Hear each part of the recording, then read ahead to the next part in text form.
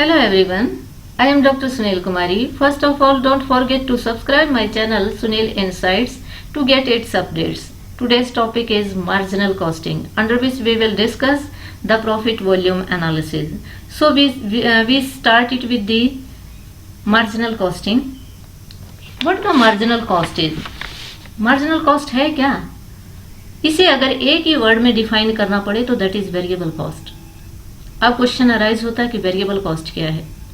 पिछले एक वीडियो में हमने कॉस्ट बिहेवियर को पढ़ा था, जिसमें हमने डिटेल में पढ़ा था types of fixed, variable, semi variable, step cost. वो जिसका उसका लिंक मैंने डिस्क्रिप्शन बॉक्स में डाल दिया है, आप वहां पर विजिट करके देख सकते हैं। उसमें मैंने बताया था कि वेरिएबल कॉस्ट मीन्स कॉस्ट के यानी कि जो कॉस्ट प्रोडक्शन के बढ़ने पर बढ़ जाती है, घटने पर घट जाती है, यानी कि उसके साथ बदलती है, प्रोडक्शन के साथ वेराई करती है, that's known as variable cost. अगर इसी वेरिएबल कॉस्ट को हम पर यूनिट के रेफरेंस में लें तो it's known as marginal cost. तो इसे मार्जिनल कॉस्ट कहते हैं। कैसे? एग्जाम्पल से देख लेते हैं। अगर 100 यूनिट बनाने की टोटल कॉस्ट 1000 रुपया है और अगर 101 यूनिट बनाने पर कॉस्ट बढ़कर 1008 रुपया हो जाती है, तो एक एडिशनल यूनिट बनाने पर एडिशनल कॉस्ट कितनी आई है? 8 रुपया। यानी कि एक एडिशनल यूनिट के बनाने पर जो एडिशनल कॉस्ट आती है उसी को वेरिएबल कॉस्ट यानी कि मार्जिनल कॉस्ट कहा जाता है। ये 8 रुपया ही आपकी मार्जिनल कॉस्ट है। सो marginal cost is a variable cost. कौन सी वेरिएबल कॉस्ट? जो एक यूनिट के एक्स्ट्रा बनाने पर या एक यूनिट के कम होने पर जितना वेरिएबल कॉस्ट टोटल कॉस्ट में चेंज आता है वही हमारी मार्जिनल कॉस्ट है।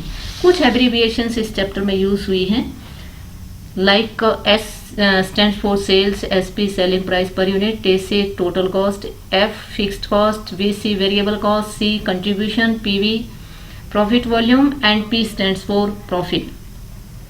अब बात आती है मार्जिनल कॉस्टिंग में प्रॉफिट को कैसे कंप्यूट किया जाता है। इसे समझने से पहले हमें देखना है कि जनरली हम प्रॉफिट कैसे कैलकुलेट करते हैं। जनरली मीन्स एब्जॉर्प्शन कॉस्टिंग में, क्योंकि हमारी जो फाइनेंशियल स्टेटमेंट्स में जो प्रिपेयर होती हैं at the end of the year, उसमें हमारा जनरली एब्जॉर्प्शन कॉस्टिंग ही मेथड अप्लाई होता है। तो वहां पर प्रॉफिट की कैलकुलेशन कैसे की जाती है? Profit is equal to sales minus के टोटल कॉस्ट।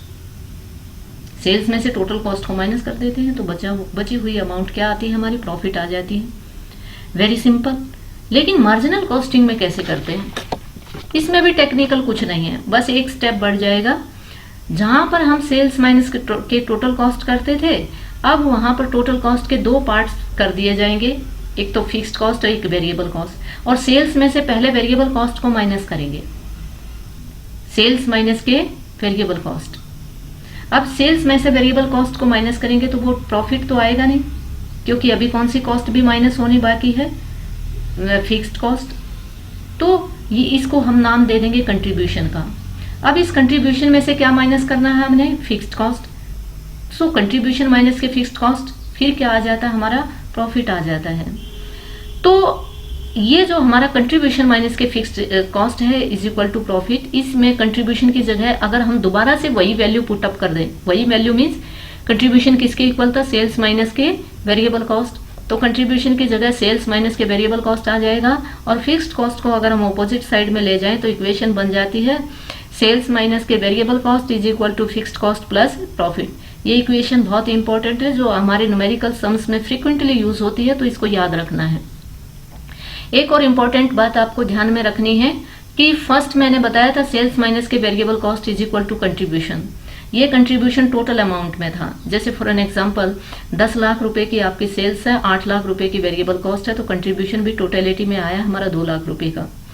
अगर आपको कंट्रीब्यूशन पर यूनिट निकालना है तो फिर आप सेलिंग प्राइस भी पर यूनिट लेंगे, वेरिएबल कॉस्ट भी पर यूनिट लेंगे। सेल्स माइनस के वेरिएबल कॉस्ट है फॉर्मूला, तो सेलिंग प्राइस पर यूनिट आ जाएगा, वेरिएबल कॉस्ट भी पर यूनिट आएगी, तभी तो कंट्रीब्यूशन पर यूनिट आएगा। तो ये बात आपको ध्यान में रखनी है। और नहीं तो दूसरा फॉर्मूला क्या है इसको कंट्रीब्यूशन पर यूनिट निकालने का? जो आपने 10 लाख में से 8 लाख माइनस करके जो कंट्रीब्यूशन 2 लाख रुपए का निकाला है, वो 2 लाख रुपए टोटल अमाउंट में है, उसको नंबर ऑफ यूनिट से डिवाइड कर दीजिएगा, तो भी आपका क्या आ जाएगा? कंट्रीब्यूशन पर यूनिट आ जाएगा। नेक्स्ट आता है हमारा प्रॉफिट वॉल्यूम रेशियो।